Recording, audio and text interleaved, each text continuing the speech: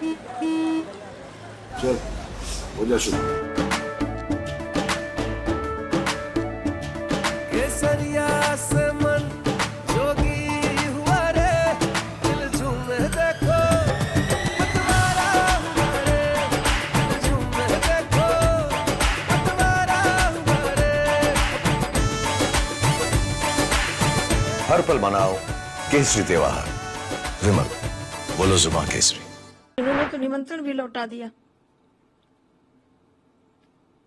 कितनी ओछी राजनीति।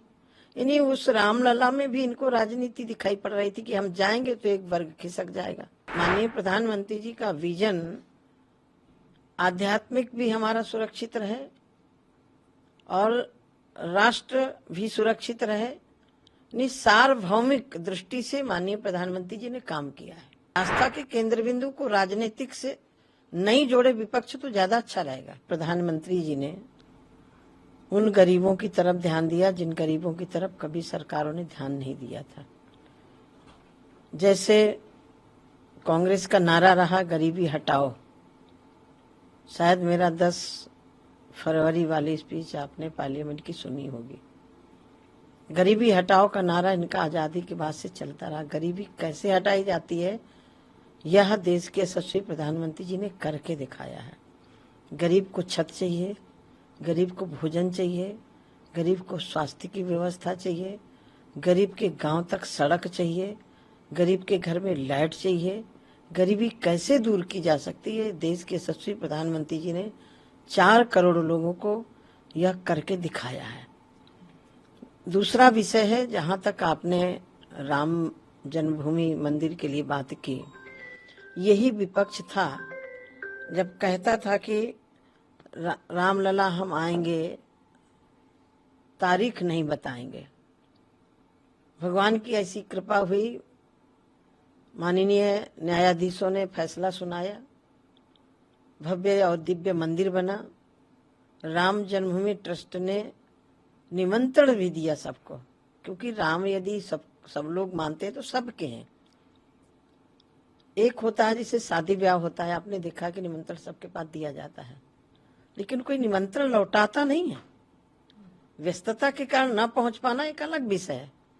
वो कहेगा भाई समय मिलेगा तो मैं जरूर आऊंगा, लेकिन इन्होंने तो निमंत्रण भी लौटा दिया। कितनी ओछी राजनीति। इन्हीं उस रामलला में भी इनको राजनीति दिखाई पड़ रही थी कि हम जाएंगे तो एक वर्ग खिसक जाएगा। तो ये तो रामलला मंदिर की बात करने के हकदार ही नहीं है, कहीं से भी नहीं है, किसी कोने से भी हकदार नहीं है। मैं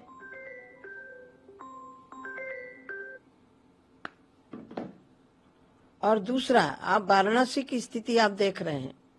2014 के पहले एक छोटी सी गली से पूरे दिन में मुश्किल से 2-4 हजार आदमी दर्शन कर पाता था। आज बनारस के अंदर लाखों लोग पर डे दर्शन कर रहे हैं। तो ये जो माननीय प्रधानमंत्री जी का विजन आध्यात्मिक भी हमारा सुरक्षित रहे और राष्ट्र भी सुरक्षित रहे। सार्वभौमिक दृष्टि से माननीय प्रधानमंत्री जी ने काम किया है। और मैं इतने कह सकती हूँ कि यदि हम इनका 10 साल उठा के देखें माननीय मनमोहन सिंह जी के, कहां से सरकार चल रही थी। इनके ही नेता, इनके प्रधानमंत्री जी कागज पार्लियामेंट में फाड़ रहे थे। ये कैसी सरकार चाहते हैं? रिमोट से चलाने वाली सरकार चाहते हैं कि हम जैसा चाहें वैसी सरकार चले। लेकिन आप लोगों के जो बयान है उसके बाद ये आया कि लगातार विपक्षी इंडिया अलायंस के जो नेता है वो ये कहते हैं कि प्रभु श्री राम को लेके भी आप लोगों ने राजनीति की, अपने फायदे के लिए आपने प्रभु श्री राम का प्रयोग किया। इस तरीके की भी बहुत आरोप लगे हैं। इनको किसने रोका था? किसने रोका था कि तुम मंदिर न बनवाओ? हम तो पहले से भी बोल रहे थे आप बनाइए, हम आपका सहयोग देंगे। हमारा आस्था का केंद्र बिंदु है, वो राजनीति का केंद्र बिंदु नहीं है। और आस्था के केंद्र बिंदु को राजनीतिक से नहीं जोड़े विपक्ष तो ज्यादा अच्छा रहेगा। ये वो लोग हैं जिन्होंने कारसेवकों पर गोलियां बरसाई।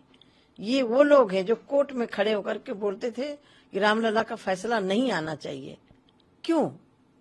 राजनीति किसने की? राजनीति इन लोगों ने किया कि रामलला का फैसला आ जाएगा तो एक वर्ग हमारे से नाराज हो जाएगा। कोई वर्ग नाराज नहीं हुआ।